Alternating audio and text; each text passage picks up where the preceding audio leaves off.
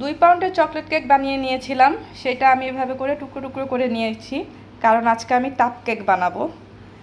বাটি নিয়েছি একটা, আমি একটু বাটির মধ্যে হালকা একটু দিয়ে দিয়েছিলাম। তো এটার মধ্যে আর এখানে চকলেট গানাশ আছে, লিকুইড দুধ আছে, সাথে চিনি অ্যাড করা, যেটা মানে সুগার সিরাপ, যেটা সুগার সিরাপটা আমি একটু মিল্ক দিয়ে দিয়েছি, তাহলে খেতে ভালো লাগবে। ক্রিম আছে, ক্রিম এখানে অল্প পরিমাণে এখন নিয়েছি, তারপর আবার লাগলে আবার নিয়ে নিব। আর সাজানোর জন্য একটুখানি সুগার বল আছে। তো এখন এই যে টাপ কেকটা রেডি করব আর আপনাদের সাথে শেয়ার করব কিভাবে রেডি করি। বাটির মধ্যে আমি আগে কেকগুলো গুঁড়া গুঁড়া করে নিয়েছি, তাহলে আসলে এটা খেতে ভালো লাগে।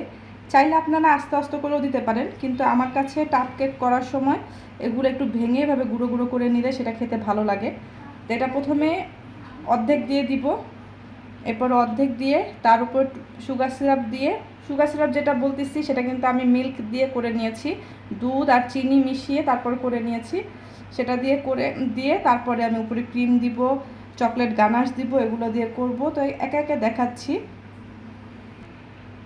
আমি একটা লেয়ার কেক দিয়ে দিয়েছি, এখন এটার মধ্যে আমি সুগার সিরাপটা দিয়ে দিব, মানে আমি যেটা দুধ রেখেছি সেটা দিয়ে দিব। এটা দিলে আসলে খেতে ভালো লাগবে দুধটা দিলে, কারণ শুধু যদি চিনির পানিটা দেই ওরকম টেস্ট লাগবে না, কিন্তু আপনি যদি এভাবে দুধ মিলিয়ে দেন তাহলে কিন্তু খেতে ভালো লাগবে। এখন আমি একটু চকলেট গানাশ করে রেখেছিলাম, এই যে দেখতে পাচ্ছেন, অনেকক্ষণ রেখে দিয়েছি যার কারণে একটু জমাট হয়ে গেছে, মানে একটু বেশি ঘন হয়ে গেছে। থাক, সমস্যা নেই, এইটাই আমি দিয়ে দিব। একটু দরকার হলে একটু একটু করে ছিটিয়ে ছিটিয়ে দিয়ে দিব, যাতে খাওয়ার সময় মুখে পড়লেই হলো। একটু লিকুইড থাকলে ভালো হতো, তো এখন আর আমি আর এটা গলাতে যাব না, এটা এভাবেই দিয়ে দিব।